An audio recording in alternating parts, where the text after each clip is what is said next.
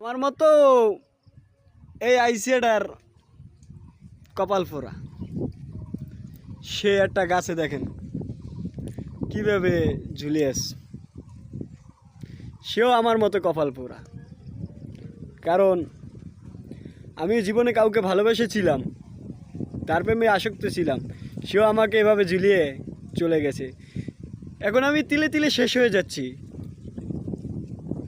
কিন্তু সেই বেইমানটা সুখে আছে কিনা জানি না।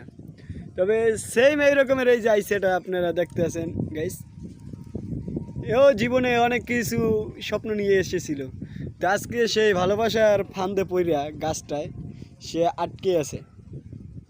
এভাবেই তো মানুষের জীবন হয়। তবে প্রিয়, ভালো থেকো তুমি সেই সংসারে, যে আর আশায় চলে গেছো, তোমার আশা যেন স্বপ্ন পূরণ হয়। ভালো থেকো।